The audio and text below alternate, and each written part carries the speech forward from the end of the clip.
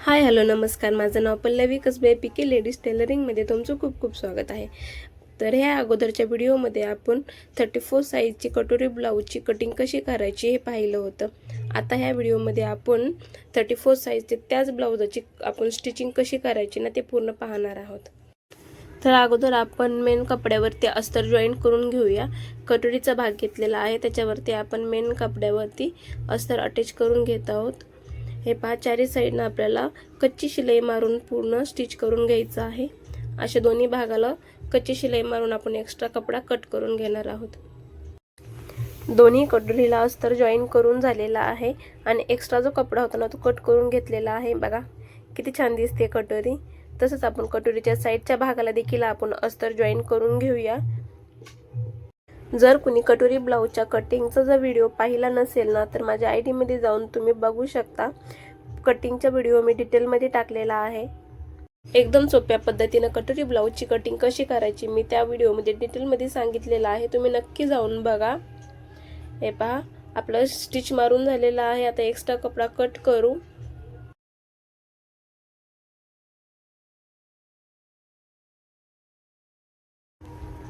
हे पहा, आपले दोन्ही भाग तयार करून झालेले आहेत. आता आपण मेन कटोरीचा ना टक्स मारून घेणार आहोत.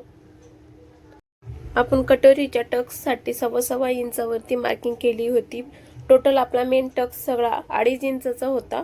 हे पहा, 1.25 इंचावरती बरोबर मार्किंग करून घेतलेले आहे. आता व्यवस्थित दोन्ही भाग जोडून आपल्याला बरोबर 1.25 इंचावरती टक्स मारून घ्यायचा आहे.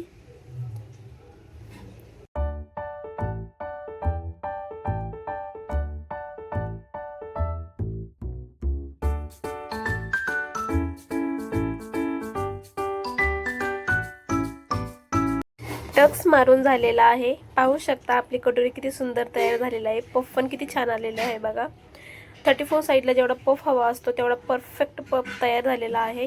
तशीच दुसरी पण आपण कटोरी तयार करून घेतली आहे. कटोरीच्या टक्सची उंची बरोबर मी 2.5 इंच घेतलेली आहे. हे पहा, अर्धा इंच शिलाईमध्ये गेल्यानंतर ना आपले बरोबर 2 इंचचा टक्स तयार होतो.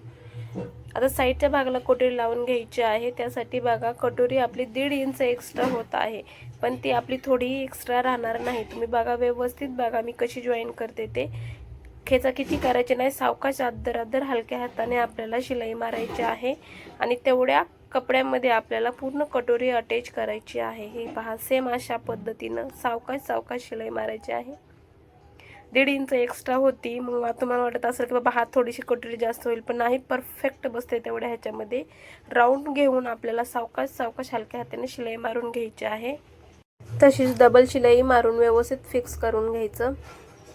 हे पहा, आपली पूर्ण कटोरी जॉईन करून झालेली आहे. बघा तुम्ही, थोडी देखील आपली जास्त कटोरी वरती किंवा खालती झालेली नाही, परफेक्ट बसलेली आहे. 1.5 इंच जे वाढलं होतं ना आपलं ते पूर्ण एक्स्ट्रा कव्हर झालेलं आहे.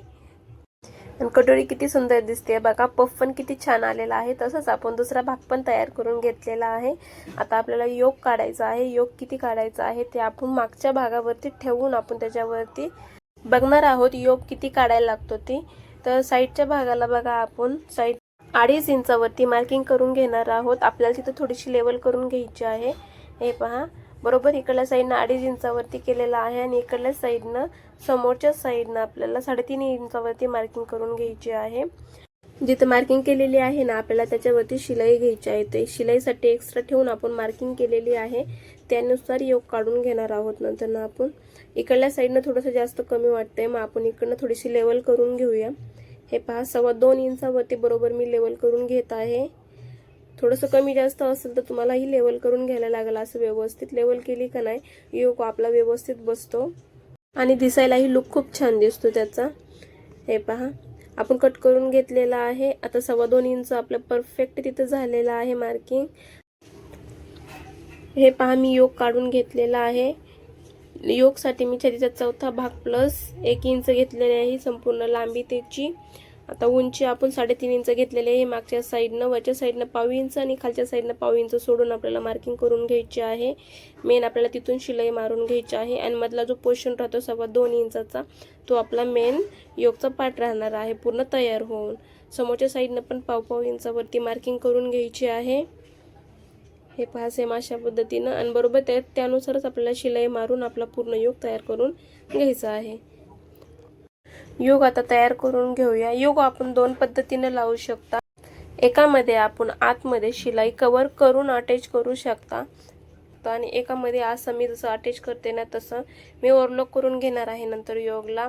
त्यासाठी मी अस्तर कव्हर करून नंतर योग अटॅच करणार आहे. हे पहा शिलाई आणि असेच आपल्याला दोन्हीही योग तयार करून घ्यायचे आहेत.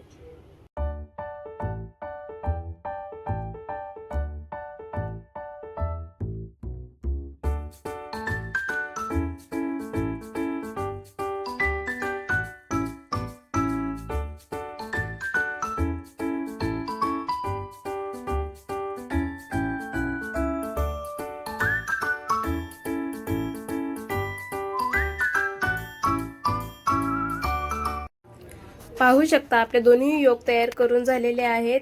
हे पहा शिलाई मारून आपण एक्स्ट्रा कपडा कट करून टाकलेला आहे. आता तो कटोरीचा टक्स आहे ना मारलेला त्याला आतमध्ये अर्धा इंच फोल्ड करून त्याच्यावरती शिलाई मारून घेऊया आणि नंतर तो समोरच्या साईडला करून त्याच्यावरती आपण योग लावणार आहोत. समोरच्या साईडला करायचं आणि त्याच्यावरती योग ठेवून आपल्याला त्याच्यावरती शिलाई मारून घ्यायची आहे. योग व्यवस्थित ठेवायचा आहे, खालती वरती करायचं नाही आणि खेचायचं तर अजिबात नाही. व्यवस्थित सावकाश हलक्या हाताने शिलाई मारून घ्यायची आहे.